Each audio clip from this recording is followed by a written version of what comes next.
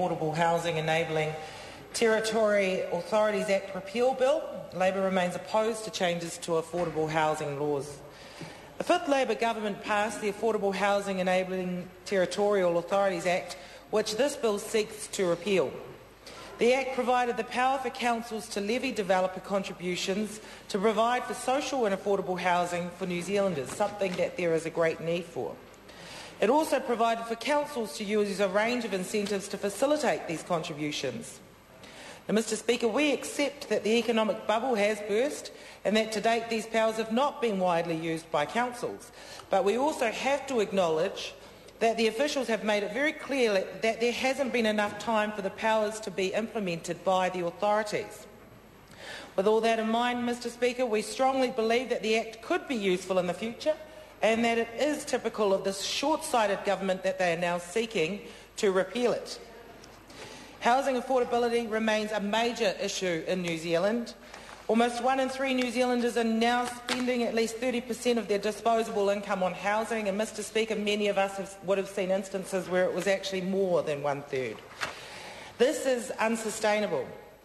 As legislators, it is our role to ensure housing is affordable and accessible for all New Zealanders, and I think what is pertinent is something that Marion Street has brought up earlier in this argument, and that is that one of the fundamental things that we need to ensure New Zealanders have access to is shelter, Mr Speaker. Now, this was the Labor Party's goal when it introduced this Affordable Housing Act. The objective was to promote the provision of affordable housing to low and moderate income households and encourage mixed communities to close the inequality gap in New Zealand. Now, perhaps, but I doubt this, the government does have good intentions with this bill. Maybe they think that the current Affordable Housing Act isn't working. But if that was the case, why not refer it to a select committee to consider possible amendments? And we've seen that all too often with that government.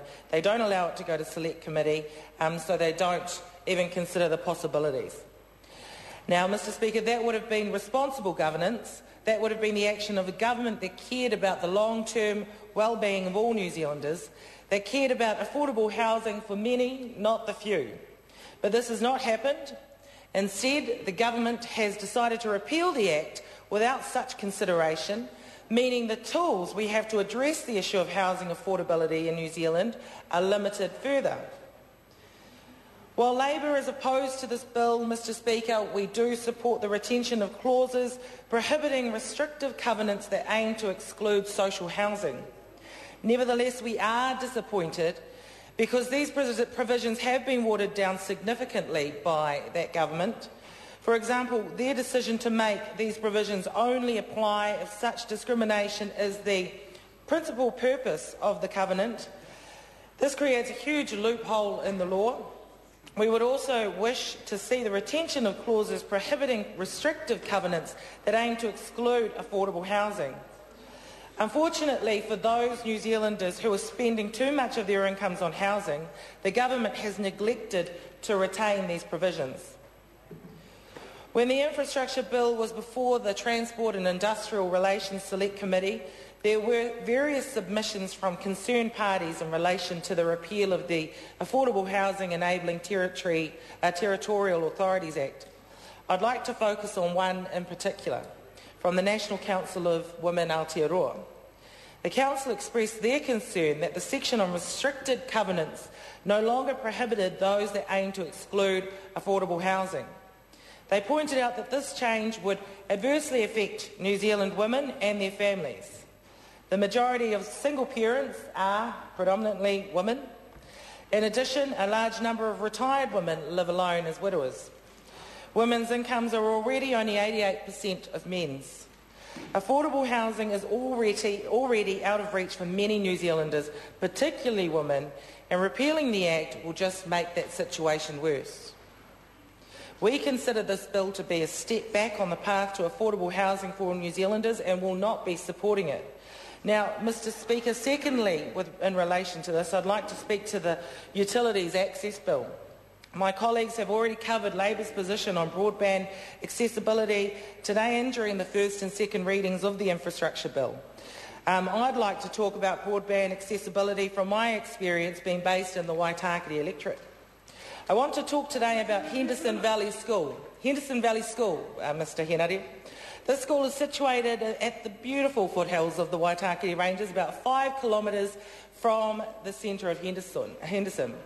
The school has a broadband connection on an ADSL line with an average download speed of 0.1 Mbps per second.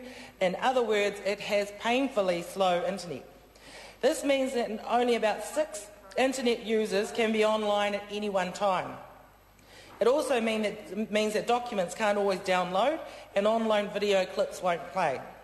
It makes the teachers' jobs harder, it makes the administrators' jobs harder, and it seriously restricts the use of e-learning at the school.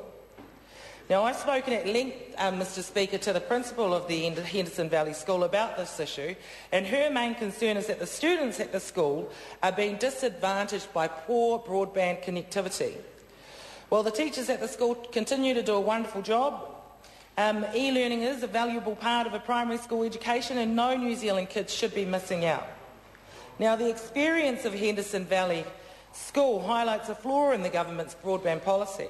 While the Minister for Communications and Information Technology likes to talk up ultra-fast broadband, he's not even coming close to delivering on it. We just keep hearing talk, but we don't see any action, Mr. Speaker. Now, all Henderson Valley School needs is a functional broadband connection, and honestly, that shouldn't be too much to ask. Efficient telecommunications infrastructure is very important for economic development. This is one thing that National and Labor can both agree on. Another important aspect in broadband policy is its use as an educational tool. The days when a school could survive without computers are long gone. To give our kids the best possible start in life, they need access to computers and broadband in schools. The focus needs to be on equitable access, making sure all kids, no matter where they go to school, have access to broadband. So while Labor will be supporting the Utilities Access Bill, I would like the government to keep the kids of Henderson Valley School in mind when using this legislation to advance their broadband policy. Thank you, Mr. Speaker.